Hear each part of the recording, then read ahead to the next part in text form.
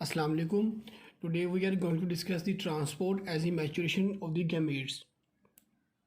So the gametes, which include the oocyte and the sperms. So first of all, we will see the transport of the oocyte. Here we will write the oocyte transport, which is the female gamete. Okay. So in the oogenesis, we have discussed it till the point where it is expelled from the as a secondary oocyte into the peritoneal cavity from ovary. So here we will write as a secondary oocyte. It will be expelled into peritoneal space from the ovary. Okay. Now what will happen here? The fimbria will move back and forth. What are these fimbrias? They are actually the ends of the fallopian tubes, and they will move like these fingers, and they will detect this is secondary oocyte. Okay. Next, what will happen? That secondary oocyte, which is expelled into the peritoneal cavity, it will sweep into the fallopian tube. Okay. Into the infundibulum. This is the part of this fallopian tube. Okay.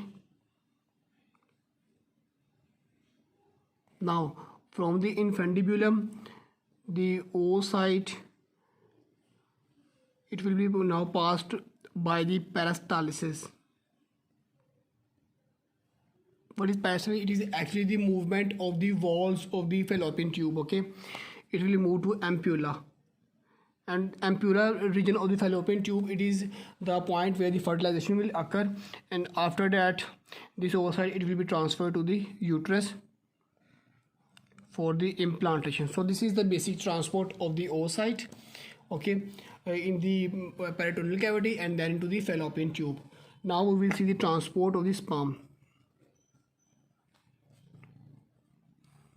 So these sperms, they are the male gametes. Okay. So as we have studied in the spermatogenesis, that the sperms, they will gain their full mortality in the epididymis. So we will start it from the epididymis. Sperms in epididymis.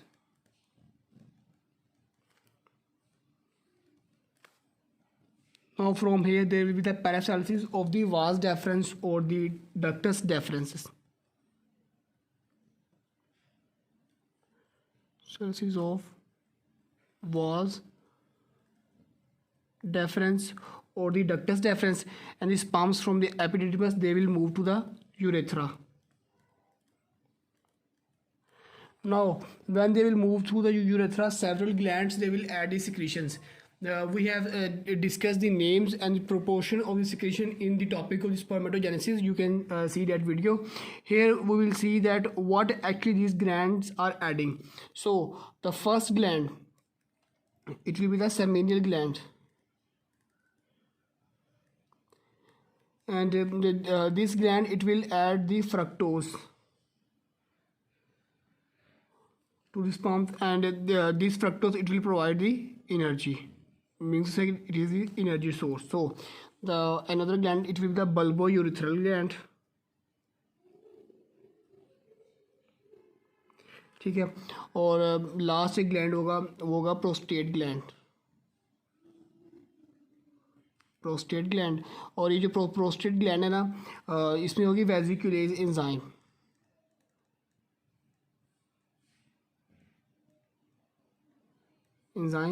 और ये इस enzyme का काम क्या है कि it will reduce the viscosity.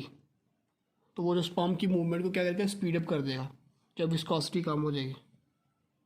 तो viscosity भी एक्चुअली इंटरेस्टिंग होती है ना. ठीक है ना. अभी इसके बाद क्या होगा जी कि स्पर्म जो है वो यूरेथ्रा से जो उसमें ये सारी सिक्रीशन ऐड हो जाएंगी, तो स्पर्म्स विल बी नाउ इजैक्यूलेट हो जाएंगे. और इजैक्यूलेट होने के अबाउट 45 मिनट्स के बाद they will reach to the ampulla, this region, this ampulla, where the fertilization will now occur. Okay. Okay, now next we will discuss the maturation of these sperms, how these sperms are matured.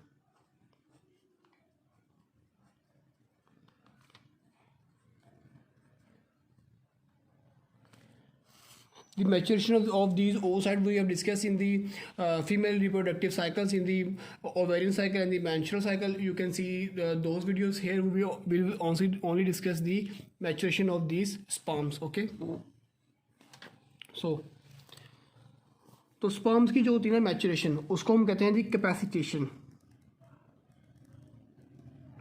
Maturation को हम क्या कहेंगे, capacitation, and it approximately take 7 hours. Okay अब इस capacitation में actually होता क्या है कि जो एक्रोसोम होते हैं जो हेड के ऊपर प्रेजेंट होते हैं स्पर्म के, उसका हम ग्लाइकोप्रोटीन कोट जो होता है वो रिमूव कर देते हैं।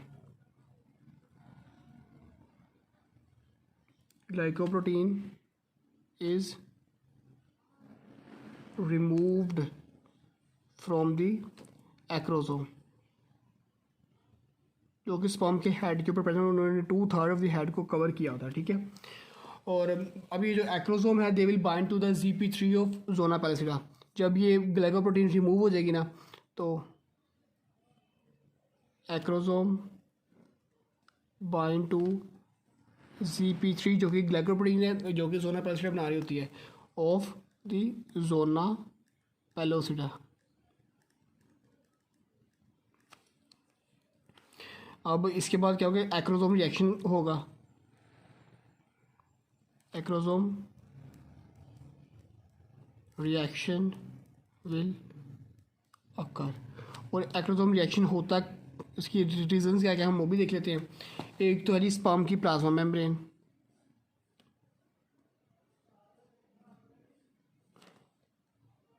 इसकी वजह से एक्रोसोम रिएक्शन हो रहा है। ठीक है ना, क्योंकि ये एंजाइम को हमें सीट करेगी। फिर है जी कैल्शियम आयन की वजह से एक्रोसोम रिएक्शन होगा। कैल्शियम आयन को हम उसमें भी पढ़ेंगे फर्दर जाके जब हम फर्टिलाइजेशन देख रहे होंगे। ठीक है ना। उसके बाद है जी प्रोस्टाग्लैंडियंस की वजह से होगा।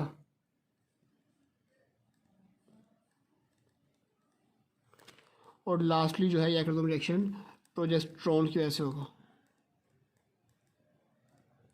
Okay.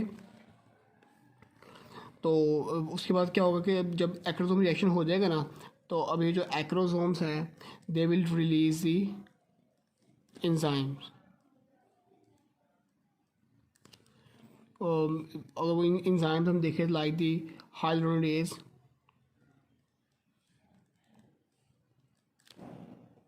and the acrosin enzymes, and these both enzymes they will facilitate the fertilization।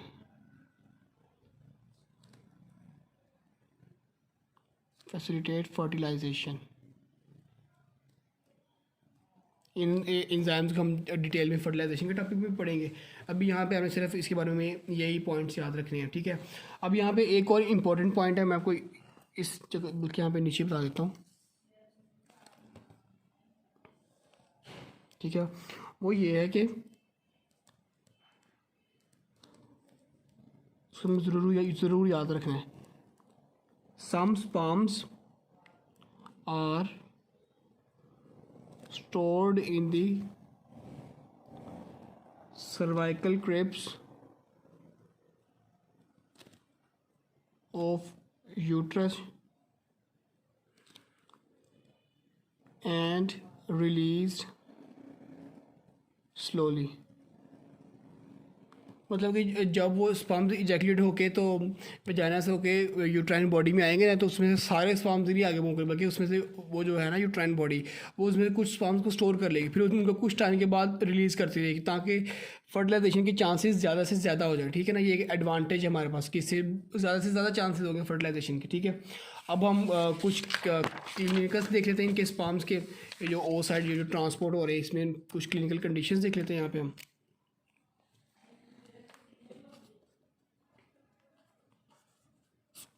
Clinicals. ठीक है, तो पहला क्लिनिकल है हमारे पास जी male fertility. First clinical is male fertility, मतलब हमने देखने कि मेल की फर्टिलिटी के लिए मतलब कौन से कंडीशन है जो पता लगी कि फर्टाइल है कि इनफर्टाइल है, ठीक है ना। तो for high fertility,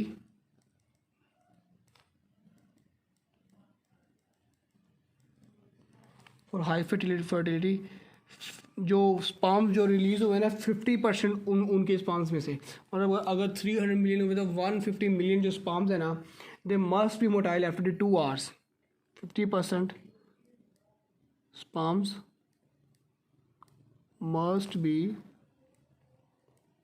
motile after 2 hours and some must be after 24 hours, और 24 आवर्स के बाद भी उनमें से कुछ स्पर्म्स को मोटाइल होना चाहिए, तो फिर जो है वो हम कहेंगे ये मेल फर्टाइल है, वरना वो इनफर्टाइल होगा। फिर सेकंड एक क्लिनिकल कंडीशन जी वेजेक्टमी। अब हम देखेंगे जी ये वेजेक्टमी क्या है। तो it is the permanent contraception in the man,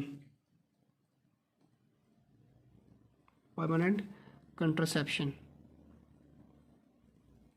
मतलब ये मेल के अंदर जो है ना वो कंट्रासेप्शन का मेथड है, कंट्रासेप्शन इन मैन। और इसमें मतलब एक्चुअली हम करते क्या है वेजेक्टमी के अंदर के जो है ना वास डेफरेंस उसके पूरी कोई ऐसे कुछ पार्ट्स को रिमूव कर देते हैं, फिर जो ताकि वो स्पर्म्स जो है वो ट्रांसपोर्ट हो ही ना, जब वो स्पर्म्स ट्रांसपोर्ट होगी नहीं तो फिर जो ये कंट्रासेप्शन हो जाएगी और वो प्रेगनेंसी होगी नहीं उसे, ठीक है ना। It is actually the surgical removal of some or all was deference।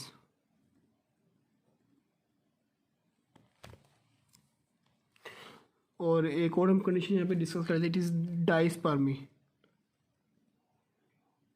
जैसे कि इसका नेम भी बता रहा है डाइस्पर्मी मतलब 2 स्पर्म्स, तो इस डाइस्पर्मी में क्या होता है कि 2 स्पर्म्स पार्टिसिपेट इन फर्टिलाइजेशन,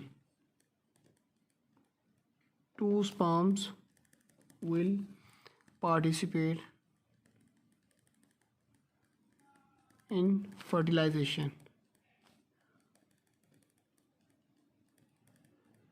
तो ये थी कुछ clinical conditions regarding the sperm transport, ठीक है। उसी के साथ हमने जो है यहाँ पे ओसर का ट्रांसपोर्ट पढ़ लिया, ओसर की जो मैचुरेशन थी उसको हमने पढ़ लिया था ओवेरियन साइकिल्स के अंदर, फिर हमने स्पर्म का ट्रांसपोर्ट पढ़ लिया और मैं कुछ ग्लैंड की सिक्रीशंस देख ली हैं, और यहाँ पे हमने जो है वो देख लिया कि स्पर्म जो है वो मैच्योर किस तरह से हो रहे हैं, फिर एक्रोसोम रिएक्शन क्या चीज़ है, और ये हमने एक इंपॉर्टेंट पॉइंट भी डिस्कस कर लिया यहाँ पे। Thank you.